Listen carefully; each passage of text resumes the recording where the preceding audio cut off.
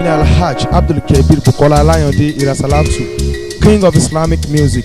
Mo ń fa àkókò ìsọ fún èèyàn mi wípé Bísí Ológe TV show òun ni kẹ́ ẹ máa wò níbikíbi, YouTube, Instagram, Facebook, gbogbo ẹ̀ pátápátá ibẹ̀ náà wà. Tẹ́ bá tó fẹ́ ṣayẹyẹ tẹ́ fẹ́ kí gbogbo ayé mọ̀, Bísí Ológe #1, Bísí Ológe #1 ni ẹ máa wò wọ́n.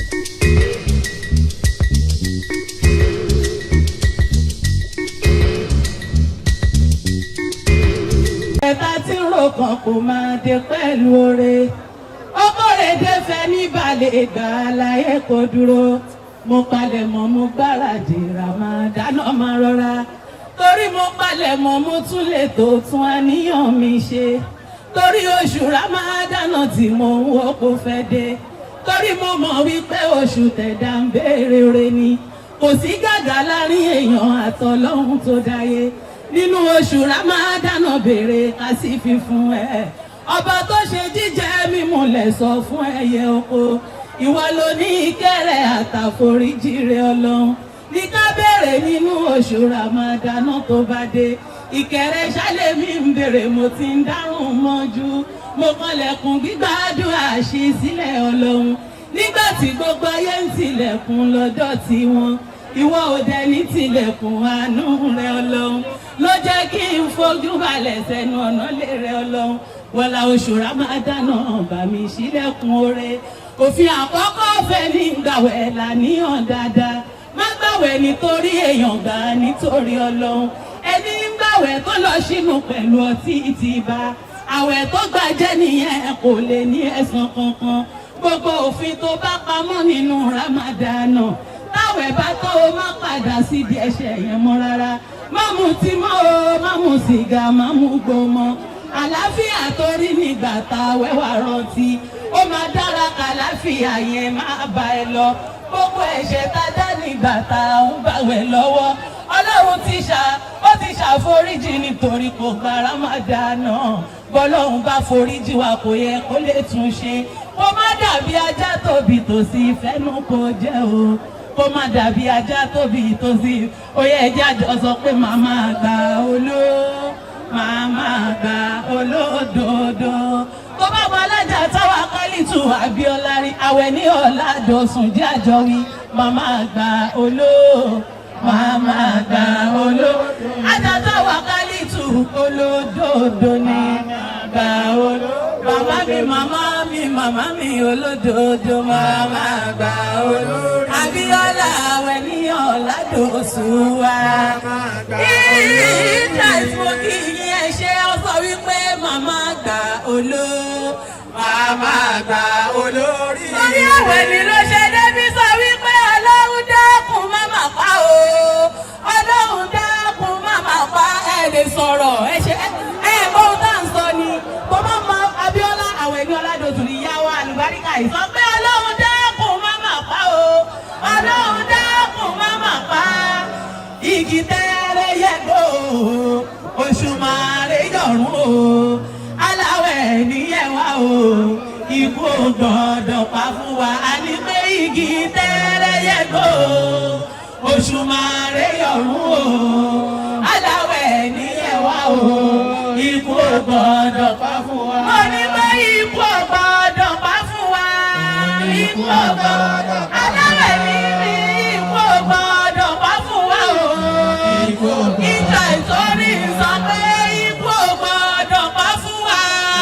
Ikú gbọ́dọ̀ pa fún wa torí pé igi tẹ́rẹ̀ yẹ̀gbọ́ oṣù màrè yọ̀rùn o. Aláwẹ̀ níyẹn wá o.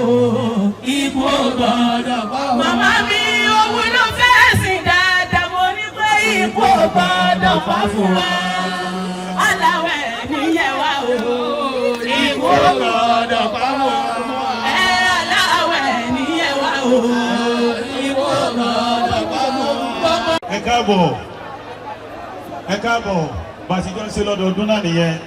Ìyá wa Fawzat Balógun Madam Ṣájẹ ẹ kú àkàbọ̀mà ọlọ́mọṣẹ̀jẹ̀ àrí yín pẹ́ ẹ kú àṣeyọrí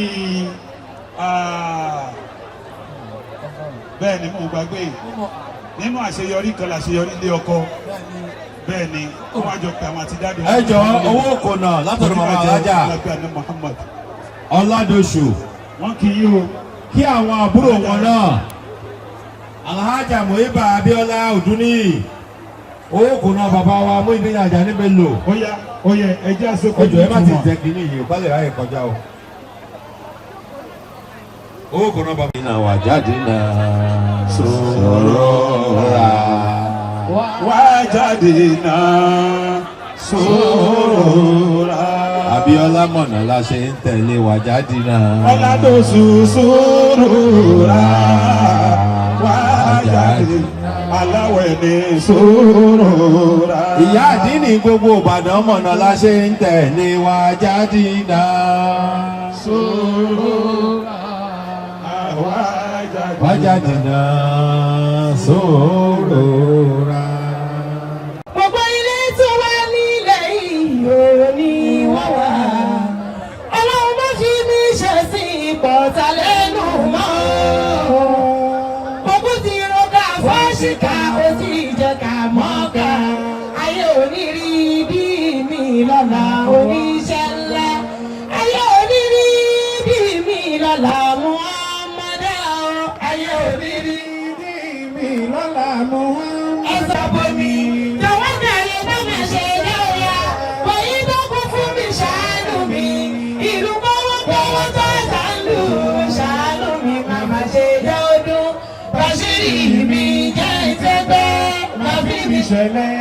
Ẹ̀tún sọ pé kọ́lọ́hùn mi náà kò má ṣe bí torí ẹni ò bá ṣe láyé iṣẹ́. Jọ̀wọ́ dẹ́kun máa bínú sí mi, ẹni ò bínú sí láyé bínú, ẹni ò bá sílẹ̀ láyé aṣáájú. Jọ̀wọ́ bá ṣe kọ̀ mí sílẹ̀, jọ̀wọ́ kọ́lí tí ó là láyé. Mo dìrọ̀ mọ́ ẹ má jẹ́ jábọ́, Bàṣírì mi, ewé ní ìbá fi mi ṣẹlẹ̀ yá. Yorùbá nọ́bí sọ́lé àlàmù ọmọ yàrá mi sọ́ni wọ́n tẹ̀lé alẹ́ ìdáyà Muhammad wàhálà sọ̀rọ̀bẹ̀sì sọmọ wa alẹ́ iná àjíbọ̀ iná yẹ Yorùbá nọ́bí ẹ̀dùn sọ.